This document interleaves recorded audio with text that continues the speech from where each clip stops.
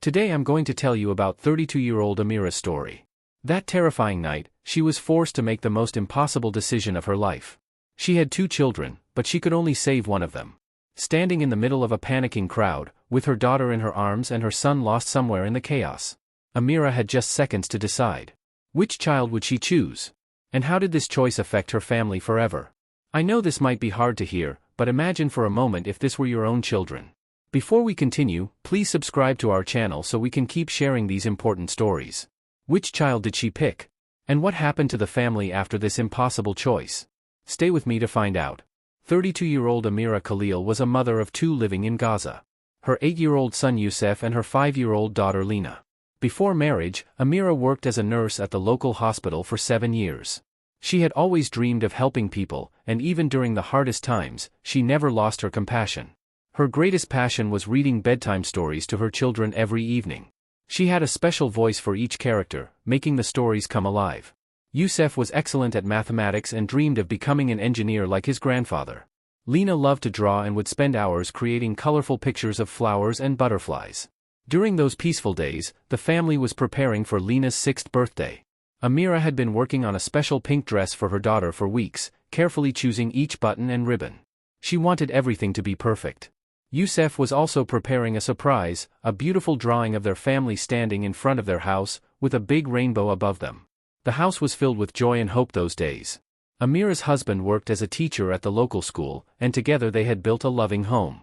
They would often sit together in the evenings, planning their children's future, talking about the schools they would attend, the dreams they would chase. Every morning, while preparing her children for school, Amira would ask them the same question: "What will you learn today?" It had become their little ritual. Youssef would always jump up and shout, "Mathematics!" his eyes sparkling with excitement. Lena would giggle and say, "Drawing," already imagining the pictures she would create. In the evenings, the 3 of them would sit together in the small kitchen, drinking tea from Amira's grandmother's old cups, sharing their daily experiences. Youssef would tell them about the math problems he solved, while Lena would show them her latest artwork. These were the moments Amira treasured most, the simple, beautiful moments of being a family. Just last month, Youssef had learned to ride a bicycle for the first time. Amira could still remember that day clearly, how she had run alongside him, holding the bike steady, encouraging him with every step. When Youssef finally managed to pedal on his own, wobbling but determined, how proud she had felt. Her heart had swelled with joy watching her little boy grow up. Lena had clapped and cheered from the sidewalk, shouting, "I want to learn too. Teach me next, Mama." Amira had promised her daughter that after her birthday, they would start bicycle lessons together. She could already imagine Lena's excited laughter as she learned to balance, the way her little hands would grip the handlebars with determination. But what did this happy family face that night? How could they have known that their peaceful world was about to be shattered? When that terrible moment arrived, how was Amira's world turned completely upside down? On the night of October 18th, at exactly 23:47, Amira was in the kitchen washing the dinner dishes. The children had gone to bed an hour earlier, and the house was quiet and peaceful. She was thinking about Lena's birthday party, wondering if she should make the chocolate cake her daughter loved so much. Suddenly, she heard sounds in the distance. At first, she didn't pay much attention, thinking it might be cars on the main road. But the sounds were getting closer and closer, and they didn't sound like normal traffic. A chill ran down her spine. Something felt wrong. Very wrong. And right at that moment, a terrible explosion sound came. The house shook violently. The glass in Amira's hand fell to the floor and shattered into 1,000 pieces. The sound echoed through the small kitchen like a gunshot. She felt a strange, cold fear creeping into her heart. This time it's very close, she thought, her hands trembling. She rushed to the children's room, her heart pounding in her chest. Youssef was awake, sitting up in his bed, holding his little sister protectively. His eyes were wide with fear, but he was trying to be brave. "Mom, what's happening?" he asked, his voice barely a whisper. Amira tried to keep her voice steady. "Everything is fine, sweetheart," she said, forcing a smile. But her voice was trembling, and she knew the children could sense her fear. Lena was still half asleep, rubbing her eyes with tiny fists. But right at that moment, they heard urgent knocking on their door. Their neighbors were about to give them the most terrible news of their lives. The neighbor at the door was Abu Samir, an elderly man who lived next door. He was breathing heavily, his face pale with panic. "Amira," he said urgently, "you need to leave immediately. The buildings in this area are being targeted. People are evacuating." Amira felt her blood run cold. Her legs felt weak. Where will we go?" she asked, her voice barely audible. "To the south, to the safe zone," Abu Samir explained quickly. "But you must hurry. Take only the most essential things. Leave everything else behind." Amira's mind was racing. How could this be happening? Just hours ago, they were a happy family preparing for a birthday party. Now they had to abandon their home, their life, everything they had built together. She turned to the children, trying to keep her voice calm. "Come on, my darlings, we're going on a little trip," she said, forcing herself to smile. But the children had already noticed the fear in their mother's eyes. They could see the panic in Abu Samir's face. While frantically packing their belongings, Youssef asked in a small voice, "Mom, can I take my toys too?" His favorite toy car was sitting on the shelf, the one his father had given him for his last birthday. Amira's heart was breaking as she looked at her son's hopeful face. "Of course, sweetheart, but only your very favorites. We can only take one small bag each." Lena was holding her favorite doll, the one with golden hair that she had named Layla. "Can Layla come with us, Mama?" she asked innocently. "Yes, darling. Layla can come too," Amira whispered, fighting back tears.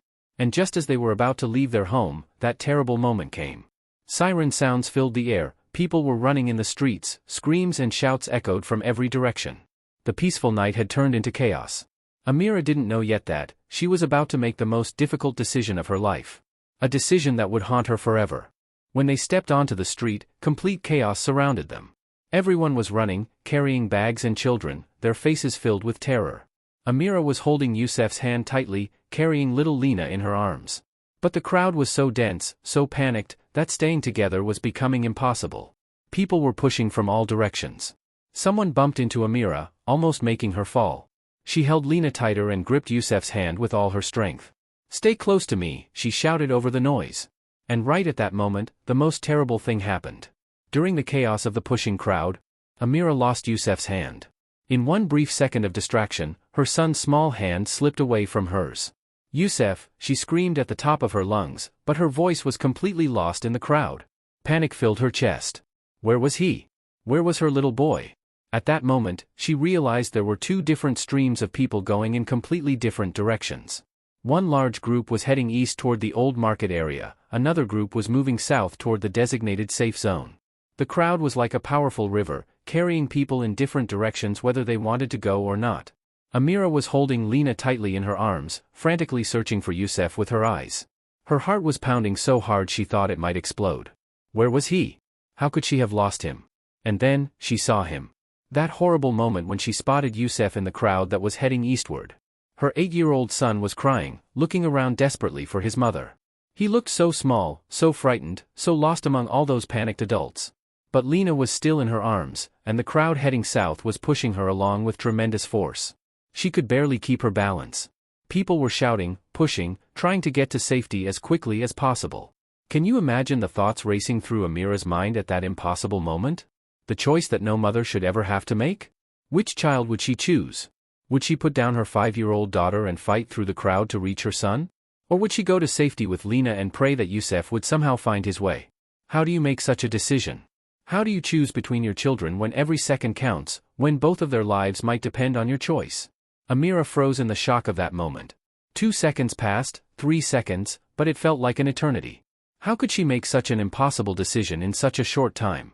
Her mind was screaming, her heart was breaking, and time was running out. And right at that critical moment, a hand reached out from among the crowd going south. An elderly woman with kind eyes saw Amira's distress and called out, "Come, daughter, follow me. I know the way to safety. Bring your child and come." The woman's voice was strong and reassuring, like a lifeline in the chaos. Amira looked back toward where she had seen Youssef, but he was no longer visible in the crowd. The mass of people had swallowed him up. With tears streaming down her face, Amira made the most painful decision of her life. She followed the elderly woman, holding Lena tightly against her chest. But her heart was completely shattered. As she turned her back on the direction where Youssef had disappeared, she heard voices in the crowd, children crying, people calling out names. Was one of those voices her son? Was he calling for her? "I will find him," she whispered to herself through her tears. "I will find him. I promise. I will never stop looking for him." But she didn't know at that moment that this separation would keep them apart for 3 long, agonizing days. 3 days that would feel like 3 years. For 3 days, Amira stayed in the safe zone with Lena, but her mind and heart were completely with Youssef. Where was he sleeping? Was he hungry? Was he scared? Was he even alive? She searched for him everywhere. She asked every person she met, described him to anyone who would listen. Have you seen an 8-year-old boy, dark hair, wearing a blue shirt? His name is Yusef, he's my son. At night, after putting Lena to sleep on the thin mattress they had been given, Amira would walk around the camp, looking at every sleeping child, hoping to see Yusef's familiar face. She barely slept. She barely ate. The guilt was eating her alive. How could she have let go of his hand? How could she have chosen one child over the other? What kind of mother was she? On the third day, when Amira had almost lost all hope, a miracle happened. Red Crescent volunteers arrived at the camp with a group of children they had found, and among them was Yusef. When Amira saw her son walking toward her, dirty and tired but alive, her knees gave way. She collapsed to the ground and crawled toward him, unable to believe her eyes. She ran the last few steps and wrapped her arms around her little boy, holding him so tightly that he could barely breathe. My son, my precious son. I thought I had lost you forever, she sobbed. Yusef looked up at his mother with tears in his eyes, but also with a strength that seemed too mature for his 8 years. He whispered in her ear, Mom. I searched for you everywhere. I was so scared, but I never stopped believing that you would find me. I knew you would never give up. That day, Amira understood something profound about motherhood, about impossible choices, and about the power of love. Sometimes, life forces us to make decisions that seem wrong, that break our hearts, but love always finds a way to heal, to forgive, to bring families back together. If you don't want these little children to suffer anymore, please like this video so these stories can reach more people. Right now, thousands of people are watching this story, let's make their voices heard together. If this were your child, if you had to make Amira's impossible choice, would your heart survive? Will you think about this mother tonight when you lie in your comfortable bed? Think about those breadcrumbs you threw away today, what would they mean to a family like Amira's? Every like, every comment shows that these families are not forgotten. If you don't want these children to suffer anymore, leave a Palestinian flag emoji in the comments. Subscribe to our channel to show that you stand with these innocent families. Tomorrow we'll bring you another heartbreaking story that will touch your soul, don't miss it. Subscribe so we can continue to bring these important human stories to light. Will you share a prayer for these families in the comments? Staying silent means turning a blind eye to these sufferings, show your reaction. Let Amira know that her story matters. Note, the names mentioned in this story have been changed for privacy purposes.